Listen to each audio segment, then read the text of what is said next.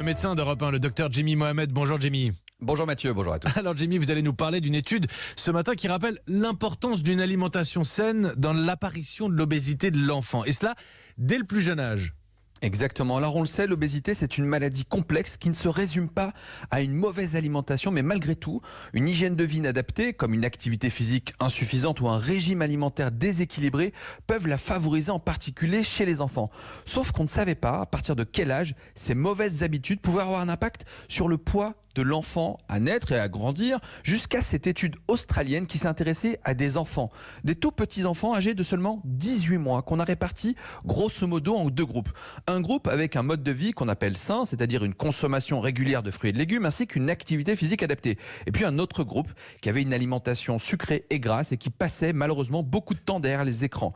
Eh bien, le groupe d'enfants qui avait un régime alimentaire inadapté et qui pratiquait peu d'activité physique a vu son poids augmenter tranquillement jusqu'à l'âge de 5 ans avant de basculer vers du surpoids et de l'obésité infantile. En d'autres termes, dès l'âge de 18 mois et probablement bien avant, chez les tout petits, il est possible d'influencer sur le poids des enfants avec de simples comportements et probablement que nous faisons le lit de l'obésité dès le plus jeune âge, car on a tendance à croire qu'on doit laisser tranquille un enfant d'1 an, 1 an et demi en termes d'alimentation, qu'il finira par se rattraper.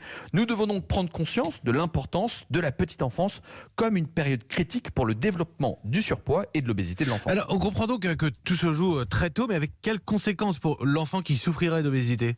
Alors tout d'abord, je vous rappelle qu'en France, un adulte sur deux est en surpoids ou en situation d'obésité. Et n'oubliez pas qu'un enfant en surpoids, c'est un enfant qui souffre psychologiquement, même si ce dernier ne va pas l'exprimer. On le sait, les camarades sont pas souvent tendres entre eux. Et puis même au sein d'une fratrie, cette situation peut être difficile. Et ça, c'est sans vous parler des complications métaboliques du surpoids, avec l'apparition de l'hypertension qui est de plus en plus fréquente et de plus en plus jeune chez les enfants. Et ça va aussi de pair avec d'autres complications, comme le diabète de type 2 ou même l'apnée du sommeil, notamment aux États-Unis, pays qui connaît une véritable épidémie d'obésité chez les adolescents.